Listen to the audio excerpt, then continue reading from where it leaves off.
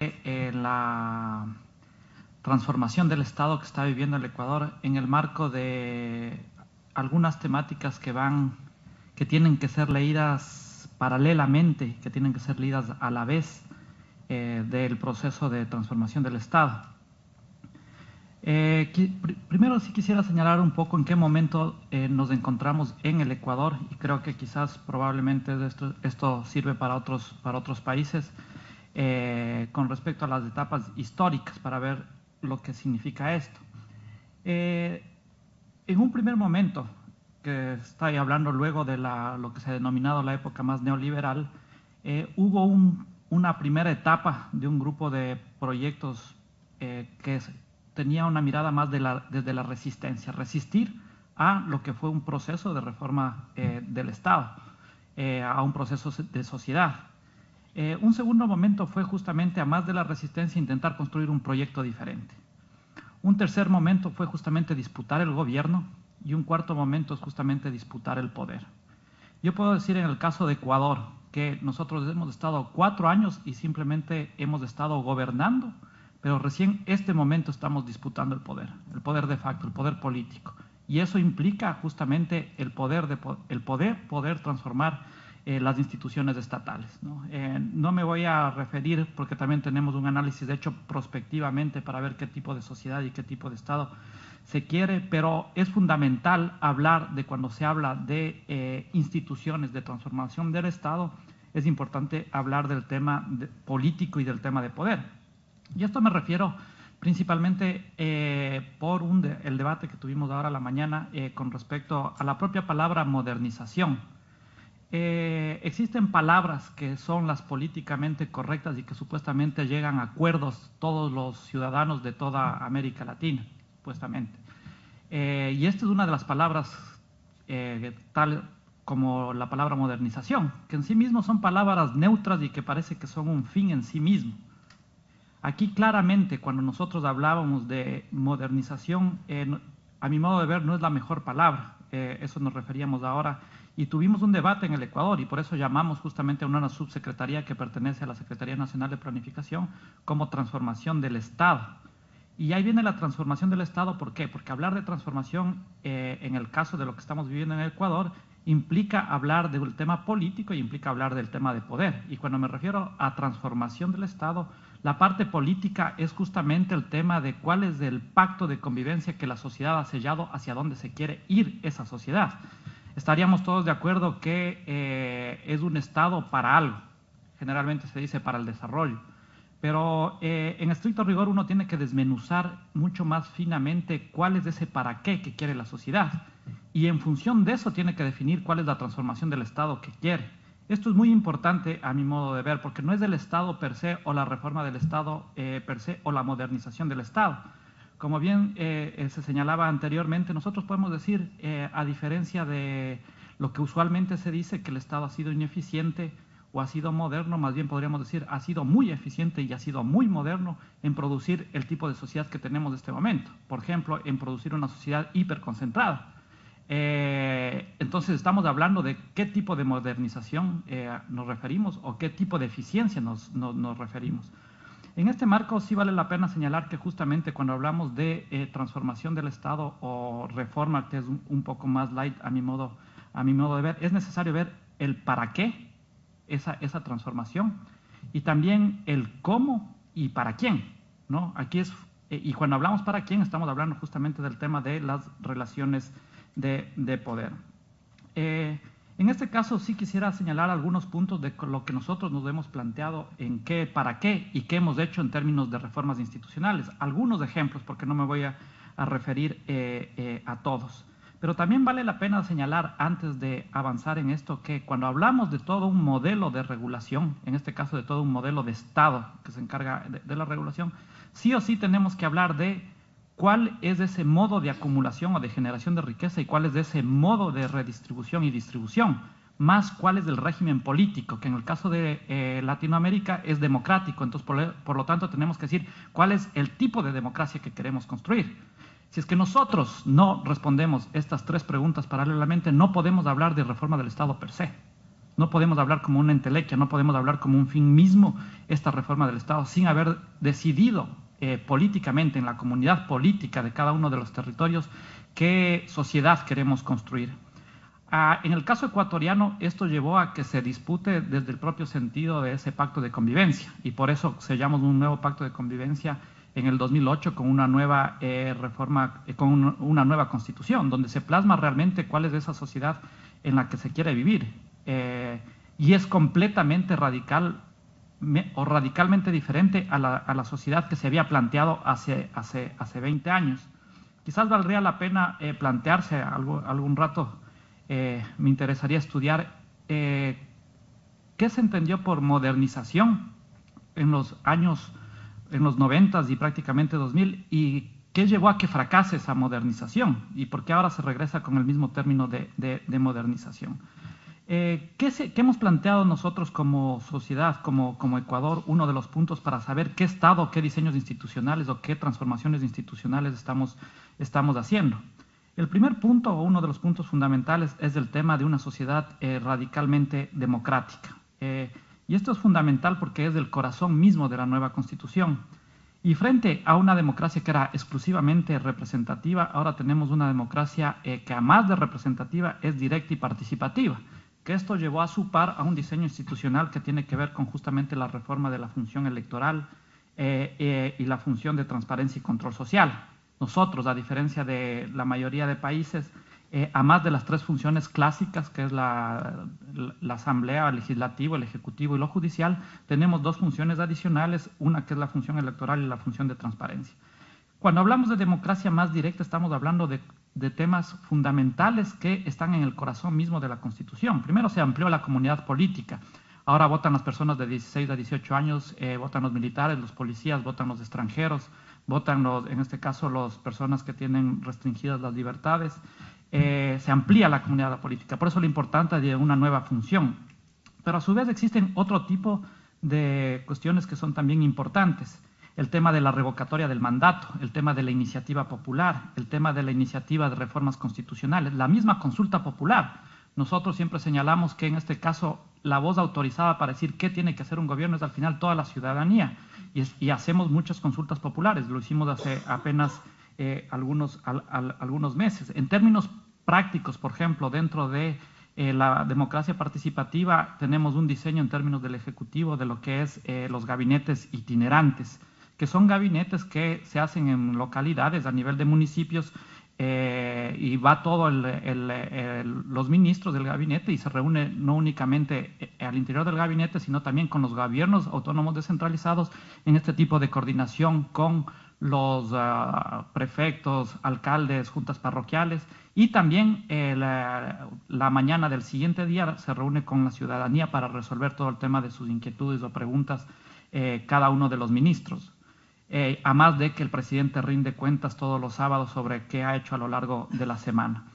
En el tema de la democracia también más participativa tenemos dos cuestiones fundamentales. La función de transparencia y control social, que tiene a su vez 4 cambios institucionales del Consejo de Participación Ciudadana, que nombran las autoridades de la superintendencia. La superintendencia a su vez es el que se encarga de controlar, regular las acciones del Ejecutivo, sancionar en términos de las actividades económicas, sociales, ambientales.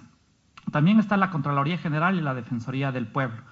Y en el Ejecutivo, nosotros, para avanzar hacia una democracia participativa, se creó el sistema descentralizado y participativo de planificación, que tiene a su vez el Consejo Nacional de Planificación, donde se aprueba el Plan Nacional para el Buen Vivir y donde se hace seguimiento a este plan y se revé políticas con respecto a qué es lo que tenemos que hacer como Estado en este caso. Ahí está un poco un equilibrio entre el Ejecutivo, también están ciudadanos que vienen de asambleas ciudadanas y también participan el presidente del Consejo de Educación Superior. Pero a su vez tenemos el Consejo Nacional de Descentralización, el Consejo Nacional de Competencias, que es otra manera de hacer descentralización, completamente diferente. En los años 90, en el caso ecuatoriano, la descentralización que se auspiciaba es una descentralización que nosotros le llamamos a la carta. Cada gobierno autónomo descentralizado podía pedir la competencia y estaba obligado a dar, en este caso, los ministros o la competencia, pero nunca se daba con recursos.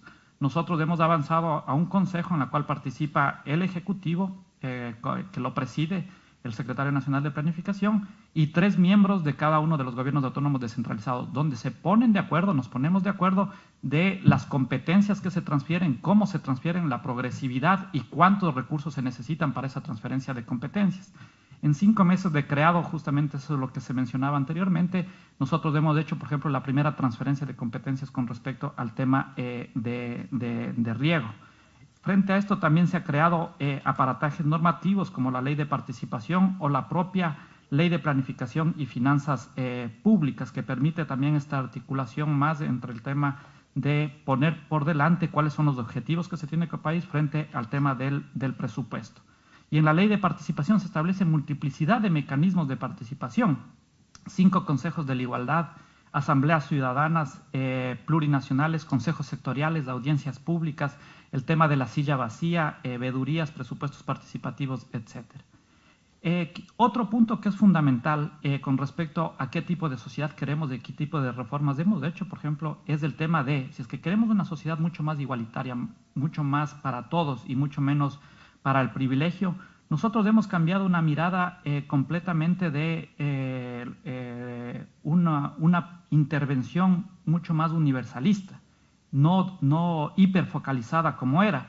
¿Qué Estado necesitamos para eso? Para eso lo que hemos hecho en términos de un rediseño institucional en el territorio. Generalmente Ecuador está compuesto en términos de la división política administrativa a través de provincias, municipios y parroquias. Pero eso ha respondido a una irracionalidad, a la presión política para crear estas unidades de gobierno. Lo que hemos hecho nosotros es justamente en función de la población y en función del territorio, es dividir a más de 9 zonas de planificación. Hemos dividido en más o menos 130 distritos y más o menos 1000 circuitos en función de cuánta población se tiene, para producir un acercamiento del Estado al ciudadano, ¿no? Principalmente con respecto a los servicios. Más allá de otro tipo de reformas que hemos hecho, por ejemplo, las reformas tributarias o reformas que estamos por hacer que tiene que ver con la creación de la seguridad social en el marco de crear una política mucho más universal. Eso estamos por trabajar, enviar en diciembre la propuesta de reforma a la seguridad social. Vale la pena señalar que eso tiene que ver con justamente la parte de redistribución, pero también tenemos que pensar qué Estado necesitamos para que se dé un proceso que en la propia generación de riqueza se distribuya esa riqueza, no que se redistribuya a través de la política social o a través de la política tributaria. Y eso implica también hacer diseños institucionales particulares muy importantes con respecto a este tema. Un tema, simplemente por poner un ejemplo, no voy a nombrar todo lo que se ha hecho, es el tema de la recuperación de la banca pública o, por ejemplo, a través de la Ley de Economía Social y Solidaria, la creación de la Corporación Financiera Popular, que es una banca exclusiva para esta economía plural, para la economía social, para la economía popular, para la economía informal. Vale la pena señalar, a su vez, otro de los temas que nosotros hemos avanzado muy fuerte en términos de reforma es construir una sociedad desprivatizada. Reconstruir el tema de lo público. Eso implica construir un Estado más transparente, más público. Me gustó mucho el concepto que se utilizó ahora a la mañana, un Estado desnudo. ¿Y qué tiene que ver con esto? Lo primero que hemos hecho es un proceso de descorporativización del Estado. Nosotros cuando llegamos al Estado vimos que en todos los espacios donde se tomaban decisiones de políticas públicas estaba prácticamente corporativizado. Estaban los interesados y los interesados eran los que de cierta manera distribuían o decían qué es lo que se tiene que hacer. Entonces, hemos descorporativizado completamente al Estado, principalmente a la parte del Ejecutivo. El segundo punto es el tema de la desmonopolización, justamente para salir de una sociedad más desprivatizada. Estamos por enviar el próximo mes la ley justamente de control y regulación de mercado, que tiene una superintendencia que se encarga de regular el tema de la concentración o de los abusos de poder de mercado. El otro tema que tiene que ver con la sociedad más desprivatizada tiene que ver justamente con la desmonopolización de la palabra. Y esto es fundamental, porque aquí cuando estamos hablando de poder tenemos que ver cómo se articula ese poder. Y lo que nosotros hemos hecho el análisis es que ese poder se articula principalmente a través de 4 patas que son fundamentales y que hemos intentado, y justamente lo preguntamos a la población si es que quiere que hagamos estas reformas. ¿Cuáles son estas 4 patas? Uno es la vinculación de la banca con las empresas, con los medios de comunicación que generan el sentido de opinión pública publicitada, llamémoslo así, y vinculados al aparato de la justicia, ¿no? Me referiré más adelante a este tema, justamente para el banco banquero, ¿no? Simplemente. Y también como parte del proceso de construir una sociedad más pública, más transparente, una sociedad menos desprivatizada, el proceso de deseguritización de la sociedad. Aquí teníamos muchos rezagos de lo que era la dictadura, en lo cual en muchos consejos todavía estaban las fuerzas militares a nombre del secreto de Estado, a nombre de la seguridad, que anclados en una pugna de poderes fue lo que ustedes pudieron conocer, que fue el 30 de septiembre. Yo siempre digo, a más del tema del boicot que ha habido en términos políticos, también responde mucho a estos cambios institucionales que hemos hecho con respecto al tema de seguridad. El otro tema que es fundamental es el tema de una sociedad soberana. Y aquí justamente lo que hemos recuperado es la recuperación del patrimonio del territorio para los ecuatorianos, como por ejemplo el tema del petróleo, la electricidad, la biodiversidad, el patrimonio cultural. Esa riqueza para los ecuatorianos, un ejemplo muy claro es el tema de los contratos por servicios que se tiene a nivel del petróleo. Antes se llevaban, por ejemplo, si es que subía el precio del barril del petróleo, se llevaban todas las transnacionales que estaban en el territorio ecuatoriano. Ahora lo que nosotros hacemos es, bueno, si es que tenemos la empresa pública, nosotros mismos producimos, si es que no, hacemos un contrato por servicios, pero prácticamente toda la utilidad se lleva el Estado ecuatoriano.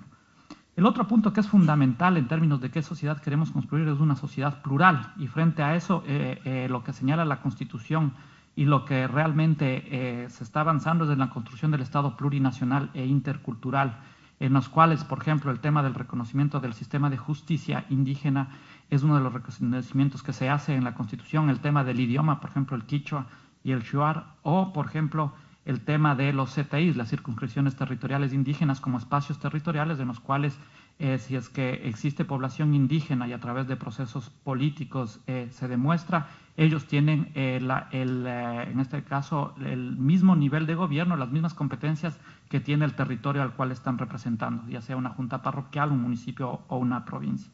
El otro tema fundamental es el tema de la sociedad biocéntrica, y para esto lo que hemos creado en términos institucionales es justamente Ecuador es el único país que tiene a nivel sudamericano el tema de los derechos, a nivel constitucional, los derechos de la naturaleza. Y en la ley que estamos por enviar de medio ambiente justamente creamos la superintendencia ambiental o la superintendencia de ordenamiento territorial. Algo que a mi modo de ver es fundamental dentro de esta perspectiva tiene que ver con también la construcción de lo que dice la Constitución, que es la sociedad constitucional de derechos y de justicia. Y esto me hace alusión justamente a uno de los temas fundamentales que generalmente no se toca cuando se habla de reforma del Estado y que tiene que ver con el tema de la transformación del sistema de justicia, ¿no? América Latina, todo el mundo dice, es la sociedad más desigual de todo el mundo. Y del análisis que nosotros hemos hecho, al menos en Ecuador, eso no necesariamente se debe únicamente a cómo está diseñado el modelo, sino se debe a cómo se han dado los procesos de amparo o de impunidad que se tiene porque se tiene un sistema de justicia completamente parcializado. Un ejemplo muy claro es que el opositor en las primeras elecciones del presidente Rafael Correa es el empresario más rico del Ecuador, no paga impuestos, el sistema de rentas internas ha puesto muchísimos demandas y todas las demandas lo ha ganado en este caso el empresario sistemáticamente. Y las mayores transferencias que se han hecho para justamente que se dé esta concentración completa de la riqueza son concentraciones que se dan porque el sistema de justicia falla a favor del particular en contra del Estado. Y eso lo logramos determinar en un análisis que hicimos justamente en el proceso de reforma del Estado que estamos viviendo y que en el proceso del plebiscito. Finalmente, del plebiscito que hicimos, de la consulta popular que hicimos hace 2 meses, donde estamos en un proceso radical de transformación del sistema de justicia.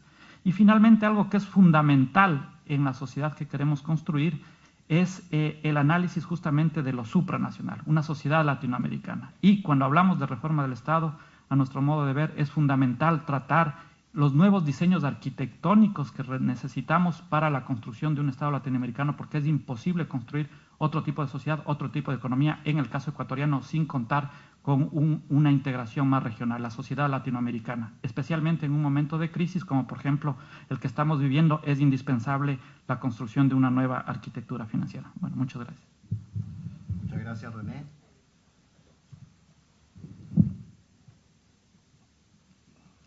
Quizás lo que muestra estos cambios es algo que Dante Caputo le gusta contar siempre, que dice que en América Latina tenemos una democracia electoral consolidada, cambian los presidentes, muchas veces cambian los ministros, llegan más ministras, que es una cosa muy buena.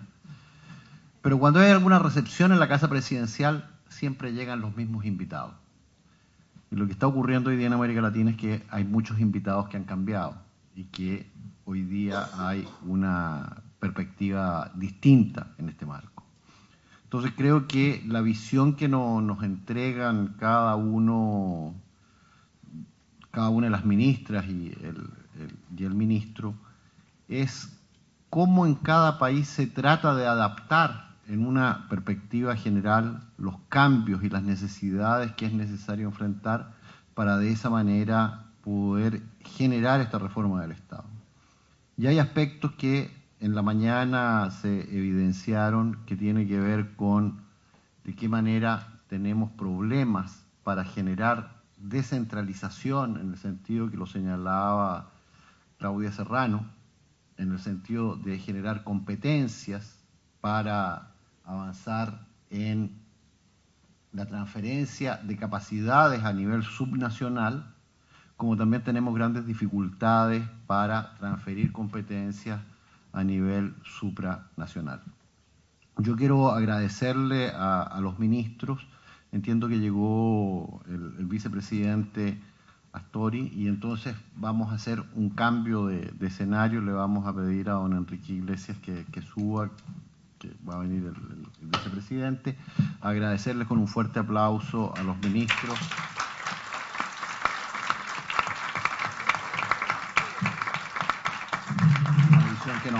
Que nos han entregado y tendremos la oportunidad de escuchar las reflexiones tanto del vicepresidente como de don Enrique Iglesias, quien es el secretario iberoamericano y quien sufre de alguna manera los problemas de la transferencia de competencias vinculantes en muchos aspectos, pero que él con una mano diplomática muy buena sabe llevar a buen término y que tratamos de aprender de él todos los días.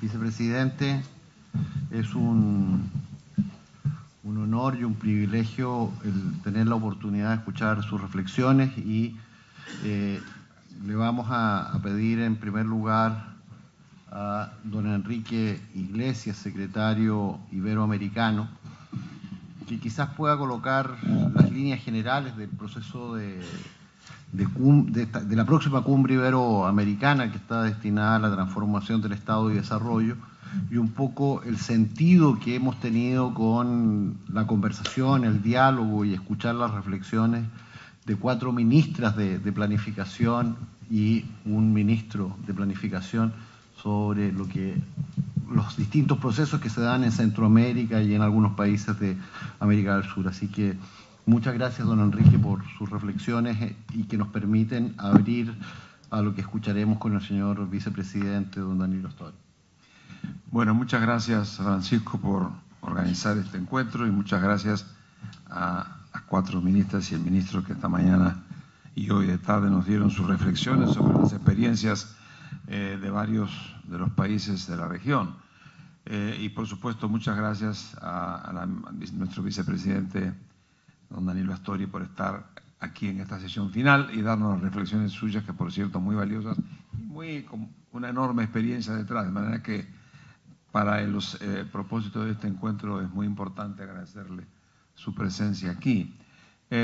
Yo, como tuvimos ocasión de hablar esta mañana, yo pienso que esta cumbre que tenemos ahora en el mes de octubre en Asunción del Paraguay ha hecho una elección inteligente a propuesta del gobierno paraguayo de tomar el tema de la modernización o la transformación del Estado como un tema central para el debate político de los jefes de Estado, y eso es un poco, será el tema central de esa reunión.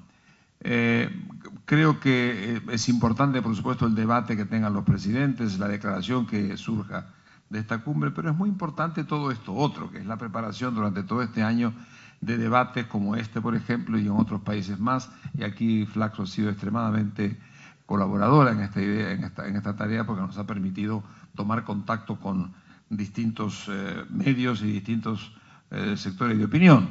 Debo decirles también, como tuve ocasión de mencionar brevemente esta mañana, que estamos embarcados en un proceso de consulta más amplia que llega a todos los sectores, especialmente a partir con el Instituto de Ciencia Política de la Universidad de Salamanca, llegar a muchas universidades y centros de estudio para poder consultar un poco la opinión pública qué piensan del problema, qué Estado necesita hoy, en este momento, América Latina y el Caribe para hacer frente a las oportunidades que tiene por delante.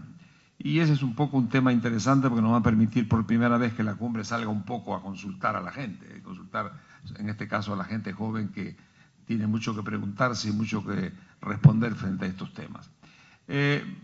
Yo creo que nosotros hemos tenido una experiencia muy interesante, las experiencias de las 5 personas que hablaron hoy han sido sumamente útil.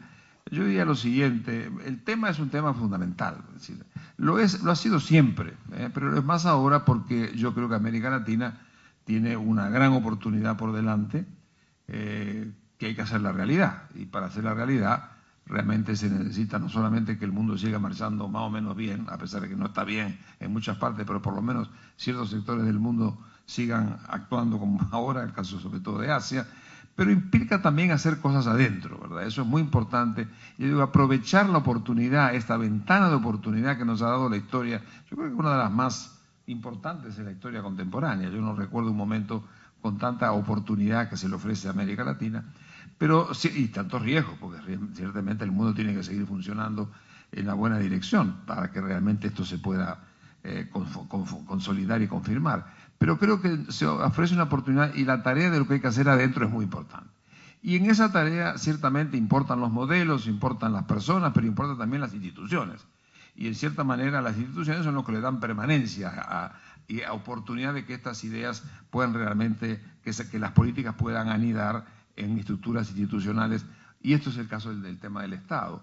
Lo que tenemos muchas décadas en esta región trabajando en estos temas, hemos conocido distintas etapas. Hemos conocido la etapa del Estado maximalista, del Estado centralizador y también del Estado capturable, porque en cierta manera ese Estado que quería hacer muchas cosas y quería centralizarlas, también era muy capturable por intereses privados, intereses políticos, intereses militares. Hubo toda una experiencia que fue exitosa en muchos aspectos, pero que de alguna manera formó parte de toda una etapa que en algún momento hizo crisis. Luego conocimos el traslado hacia la experiencia liberal, es decir, el péndulo salió de un Estado maximalista a un Estado minimalista, y además un Estado además prescindente, porque se trataba de que el mercado lo resolviera todo. Tampoco funcionó del todo, hubo algunas cosas que se hicieron, no cabe como siempre, estas cosas dejan algún saldo positivo, pero fueron saldos muy negativos en el sentido de que de alguna forma fuimos objetos a los grandes vendavales financieros del mundo y tuvimos las grandes crisis de los fines de los 90. Yo creo que hoy estamos para enfrentar a este tema con un poco más de sabiduría, porque hemos pasado por todos los vendavales de un extremo y del otro como para tener la idea clara. Se dijo esta mañana de que se precisa tener un mercado que funcione con eficiencia, regulado, para hacerse cargo de sus responsabilidades de creación de productividad y de empleo, pero se precisa tener un Estado que regule cuánto debe regular y cuál debe ser el tamaño. Yo creo que es una tarea de cada país, pero precisamos hoy en día hay una idea de que hay que tener una buena presencia de un Estado que se haga cargo de sus responsabilidades, pero al mismo tiempo, sobre todo, regular la función del mercado, pero al mismo tiempo, de alguna forma, incitar políticas que tienen mucho que ver con los estímulos que puedan venir del Estado. Y yo creo que ese es un poco el tema donde estamos ahora. Estamos en una posición mucho más, yo diría, mucho más informada, mucho más experimentada como para tomar decisiones de que se respecto a esta gran pregunta, ¿qué Estado queremos que llevar adelante? Digo que esto es importante porque el mundo está, también mencioné algo esta mañana, en momentos de crisis nada fácil. Yo creo que estamos en un momento muy complicado y creo que estamos en un momento donde como pasó un poco en su momento, es la crisis más grande de los últimos 70 años, y de ahí va a salir otra economía funcionando en el mundo, va a salir otra sociedad y va a salir otras relaciones internacionales. en ese contexto, ser consciente de que tenemos capacidad de hacer cosas y tenemos que hacerlas entre nosotros. Por eso que yo creo también lo que dijo el ministro ecuatoriano, de que yo soy muy partidario de fomentar la integración. Para insertarnos en un mundo mucho más fuertemente precisamos tener un